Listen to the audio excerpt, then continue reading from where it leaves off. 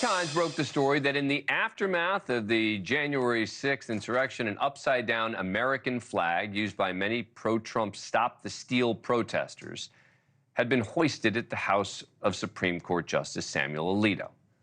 This photo, obtained by the New York Times, was reportedly taken on January the 17th, 11 days after the storming of the Capitol. Alito telling the New York Times, quote, "I had no involvement whatsoever in the flying of the flag.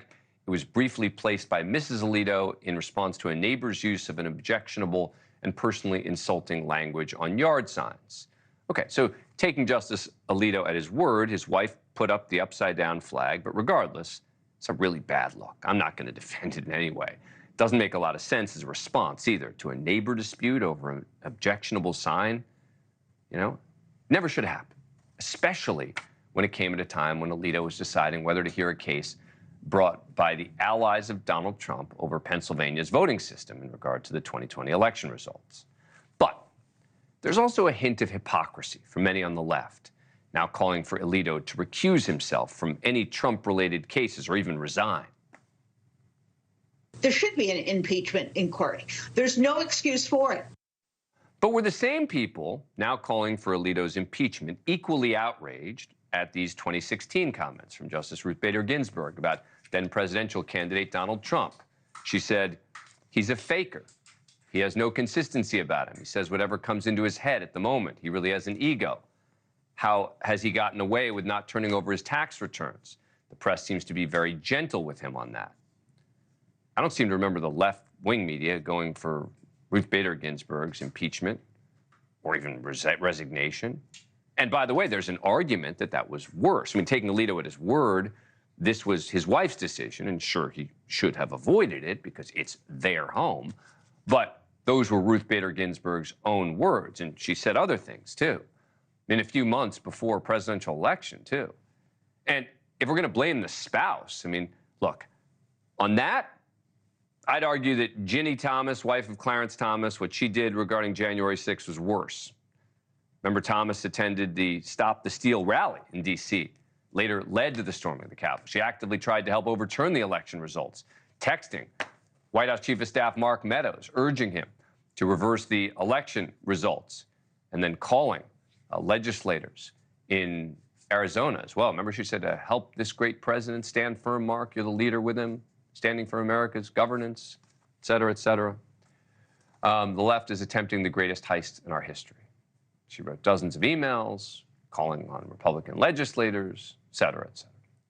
So the question becomes, is this something where we really are going to be calling for impeachment or resignation? Let's talk to Richard Goodstein, former advisor to Bill and Hillary Clinton, about this.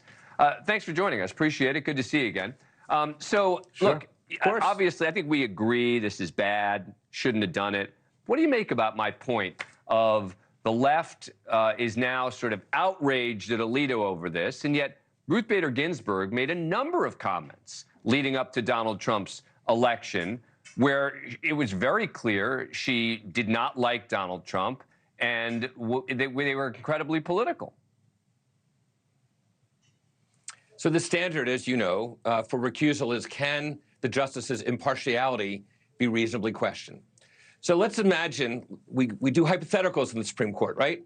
Imagine the flag said, "I stand with the insurrectionists." And then the insurrectionists had a case before the Supreme Court. Or it might say, "Donald Trump is my king."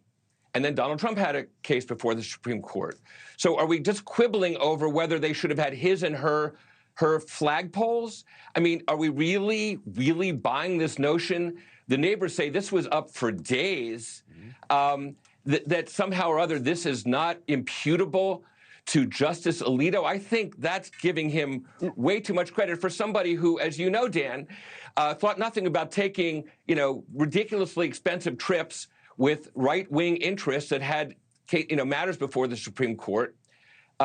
He mouthed the words, "not true," when Obama said something about Citizens United that was true. So let me ask you this. He's a partisan.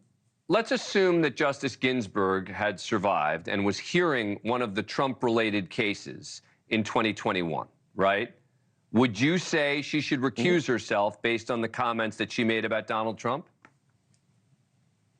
I would say that what she said was not as specific to the matter, his being a faker and being a fraud, was not as specific to the matter before the court. I mean, we know that Justice Sandra Day O'Connor was at an election night party in 2000, and when it was reported that Florida was won by Gore, she went, oh no. So should she have recused herself when there was Bush v. Gore? No. I mean, I think it showed where her sympathies were, as Justice Ginsburg did. But this was not about a matter before the court. What Alito was doing and kind of opining on through his wife, so he says, was really more specific to a matter before the court. Thank you for watching. Go to newsnationnow.com to find News Nation on your cable provider. And don't forget to click the red subscribe button below to get more of News Nation's fact-driven, unbiased coverage.